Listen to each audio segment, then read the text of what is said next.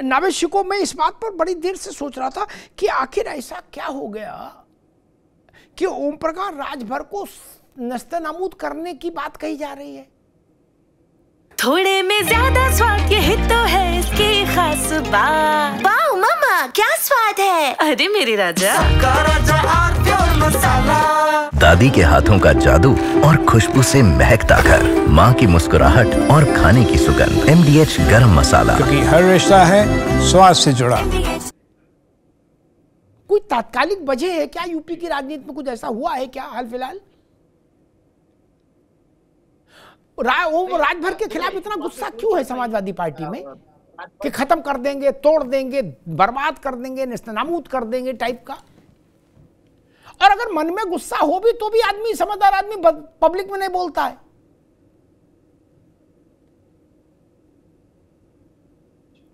क्या लगता है इतना राजभर के खिलाफ गुस्सा क्यों? एक तरफ हम मानते हैं कि राजभर कुछ नहीं है, दूसरी तरफ राजभर को नेस्तनाबूद करने की धमकी भी दे रहे हैं। इसका मतलब राजभर कुछ है तब ना कोई स्थिति है कि धमकी दो नावेशी को। हाँ बिल्कुल, ये पूर्वांचल में राजभर जी का अच्छी पकड़ है, इस बात में कोई शक नहीं है कि वहां पर उनका जनाधार है। और समाजवादी पार्टी की पूरी राजनीति PDA के ऊपर है, पिछड़ी जातियों के ऊपर है। राजभर पिछड़ी जाति के एक नेता हैं, जाहिर सी बात है कि उनके साथ रहे हैं। कहीं ना कहीं उनका जो लक्ष्य है समाजवादी पार्टी का, उसको कतरने वाले एक नेता है, वो पार्टी है, तो उनसे जाहिर सी बात घबराहट है। मैं फिर यही कह रहा हूँ कि अखिलेश यादव जी बड़े नेता हैं, उनको इस तरह की तकरार में आगे नहीं। लेकिन एक मिनट नावेद भाई, एक मिनट, लेकिन ऐसा ही गुस्सा संजय निषाद के लिए क्यों नहीं दिखता है सपा में,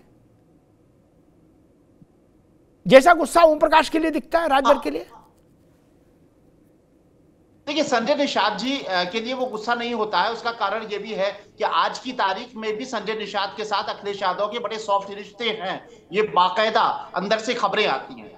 मैं मुख्य बात 2-3 बिंदु पे बात कर दूं। अभी OP भाई, हमारे बड़े भाई, एक बात कह रहे थे कि हमारी पार्टी जाति की राजनीति नहीं करती है। बहुत अच्छा लगा, ये बात सही भी है। लेकिन जाति की राजनीति में अमित शाह जी ने उत्तर प्रदेश में भारतीय जनता पार्टी को सबसे शिखर पे अगर खड़ा किया है तो वो जातियों को अपने विश्वास में लेके किया। दूसरी बात, जाति की राजनीति, वो जाति जनगणना को भी भारतीय जनता पार्टी कहती थी, जाति जनगणना के आगे नतमस्तक हो गई। तीसरा बिंदु महत्वपूर्ण है समाजवादी पार्टी और कांग्रेस के लिए है। सबसे बड़ी बात तो यह है कि इमरान मसूद साहब के बारे में लोगों की धारणा क्या बन गई है। जो उनके एक बयान आ रहे हैं, आक्रामक हो रहे हैं वो समाजवादी पार्टी पे। मैं राजभाई को बताना चाहूंगा, राजभाई को ये पता होगा कि लोग कह रहे हैं कि इमरान मसूद नहीं बोल रहे हैं, ये राहुल गांधी और प्रियंका गांधी की प्रॉक्सी कर रहे हैं। यानी वो दोनों उनके कान में कहते हैं, बड़े नेता हैं कांग्रेस के दोनों, उनके इशारों पे सब कुछ चलता है। उत्तर प्रदेश की राजनीति में भी उनके दखल के बिना कांग्रेस आगे नहीं बढ़ पाएगी। वो इमरान मसूद के कान में कहते हैं कि कह दो ये, और वो ये कहते हैं कि समाजवादी पार्टी में मुसलमानों का 2 काम है बस, एक कि दरी बिछाओ, दूसरा कि वोट लेकर आओ झव्वा भर के।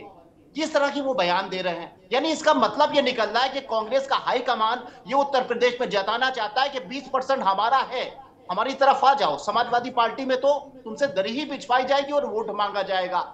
यानी प्रॉक्सी इस तरह से हो रही है इमरान मसूद के जरिए। इमरान मसूद के बयान की बहुत बड़ी वैल्यू नहीं है, इसलिए उनके बयान की वैल्यू है कि उत्तर प्रदेश में आमजन में ये धारणा बन गई है। और मैं चाहता हूँ राज भाई, अगर ये बात गलत है तो ठीक है, यही ठीक है नावेद भाई, बड़ी बात आपने कही। मैं यही सवाल राज शर्मा जी से लूंगा। राज शर्मा जी, नावेशिकों ने बिल्कुल साफ कहा कि उत्तर प्रदेश के मुसलमान में ये धारणा है कि इमरान मसूद जो बोल रहे हैं, आवाज इमरान मसूद की है, लेकिन टेक्स्ट राहुल जी का है, प्रियंका जी का है।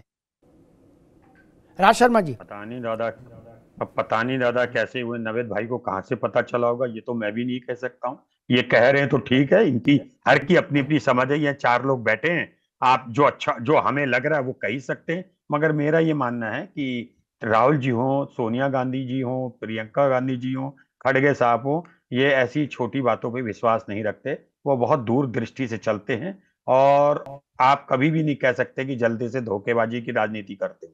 तो मैं नहीं समझता कि उन्होंने उनको छोड़ दिया, क्योंकि राहुल जी को अगर बोलना होता वो खुद बोल देते हैं। राहुल जी किसी से नहीं बुलवाना पसंद करते। और वैसे भी मैं इस बात को मान सकता हूं कि मेरा नेता कभी झूठ नहीं बोलता। तो मैं नहीं, नवेद भाई, मैं इस बात से आपकी इत्तेफाक नहीं रखूंगा। अभी ऐसी कोई धारणा नहीं बनी है, ये गलत सोच है, क्षमा चाहता हूं।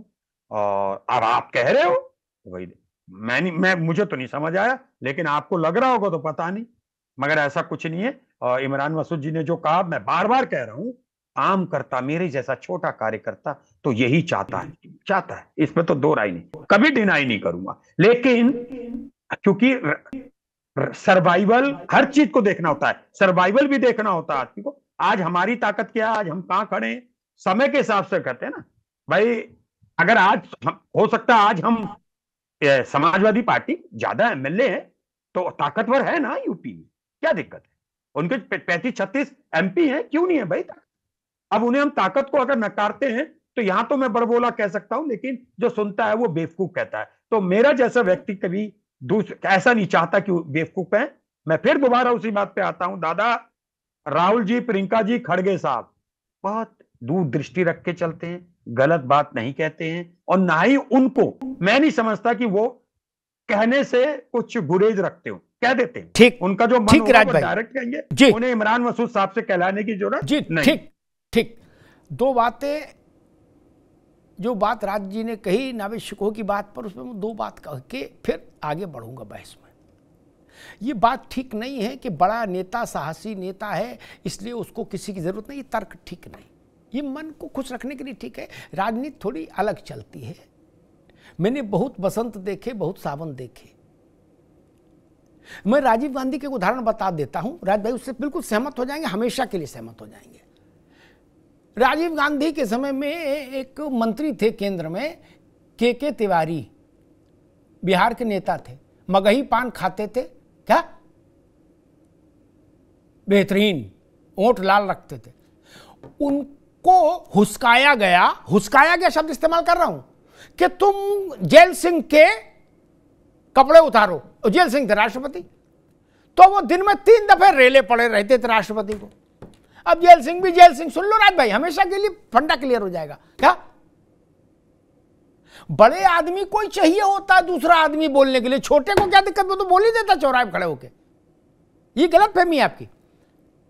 एक दिन उनने राजीव गांधी को तलब कर लिया, प्रधानमंत्री राष्ट्रपति ने। उनने कहा भाई देख भाई, मैं ज्यादा पढ़ा लिखा आदमी नहीं, लेकिन मैं ये जानता हूं ये जो तिवारी है ये तेरा ही, उन्होंने एक शब्द इस्तेमाल किया, मैं इस्तेमाल नहीं करूंगा, है या ये जो भौंक रहा है, या तो यहां से जाने के घंटे भर के भीतर इसका इस्तीफा लेके मेरे पास भिजवा देना स्वीकृति के लिए, और नहीं तो मैं तेरी सरकार बर्खास्त कर दूंगा मुंडे। क्या राष्ट्रपति भवन से निकलने के 40 मिनट के भीतर राजीव गांधी ने बर्खास्तगी की चिट्ठी भेज दी राष्ट्रपति को, के तिवारी की। क्या इसलिए जो कहा नावेद ने वो भी होता है, ऐसा नहीं कि नहीं होता है। और चेले किस लिए रखे जाते हैं? इसीलिए रखे जाते हैं कि गुरु से बात नहीं बोले, चेलों से बुलवाई जाती है पहले, कि भाई देखो क्या प्रतिक्रिया क्या आ रही है, प्रतिक्रिया क्या आ रही है, इसके लिए चेले रखे जाते हैं। और चेलों क्या काम है? राजा कुर्बानी देगा और चेले गुलगुले खाएंगे। राहुल गांधी को अगर सपा से निगोशिएशन करने के लिए कोई मंच तैयार करना है तो वो ना ऐसे ही लोग तैयार करेंगे ना, इमरान मसूद जैसे लोग और अजय राय जैसे लोग। अन्यथा अगर राजा की स्वीकृति नहीं होती तो इमरान मसूद बाहर होते कांग्रेस से, अजय राय पद से हटा दिए गए होते। क्या वीर तुम बढ़े चलो, हम तुम्हारे साथ हैं, सियासत है, इसमें कोई नई बात नहीं, इसमें काय को चौंक रहे हो, ऐसा तो होता ही, आप भी जानते हो।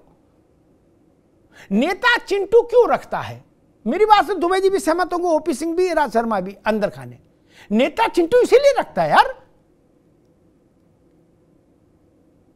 बोले नब्ज पकड़ के देखो क्या माहौल है, तो छोटे आदमी का इस्तेमाल होगा कि ये बात प्रियंका जी बोलेंगे, प्रियंका जी बोल देंगी तो उसके बाद तो फैसला ही हो जाएगा। क्या जिस दिन राहुल जी बोल देंगे उस दिन तो गठबंधन टूट ही जाएगा। अभी तोड़ना नहीं है, अभी हिलाना डुलाना है भैया, इसलिए ठीक कही। और एक बात जो कही राज भाई ने कि मुझे पता नहीं नावेद शिकोह को कैसे पता लग गया कि राहुल गांधी ने ऐसा कहा इमरान मसूद को। भाई देखो मैं नहीं जानता कैसे पता लगा, लेकिन मैं एक बात जानता हूं, जब राहुल जी को डोनाल्ड ट्रंप और भारत के प्रधानमंत्री यानी यूएस प्रेसिडेंट और भारत के प्रधानमंत्री के बीच का सीक्रेट फोन सुनाई दे गया तो नावेद सिकोह को ये बात क्यों नहीं सुनाई दे जाएगी? राहुल जी को सुनाई दिया सीक्रेट, उन्होंने कहा कि मुझे पता है कि ट्रंप का फोन आया, उसने उनका नरेंद्र, बोले यस सर, बोले सरेंडर, नरेंद्र सरेंडर, बोले ओके। क्या तो जब उतना उनने सुन लिया तो इनने भी हो सकता कोई कटिया डाल रखी हो कहीं लाइन में। टेलीफोन के खेल है भैया, गंभीरता न लो, इतना चिंता न करो। वो भी पत्रकार हैं लखनऊ में इतने साल से। आप ट्रंप का फोन सुनो और ये देसी लोगों का भी ना सुने हम लोग, ऐसा कैसे चलेगा? हमें भी काम करना भैया। कुछ तो सस्ता लो, सब बढ़िया लो, इसमें क्या खास बात है? थोड़े में ज्यादा स्वाद, यही तो है इसकी खास बात। ये है सीक्रेट रेसिपी MDH का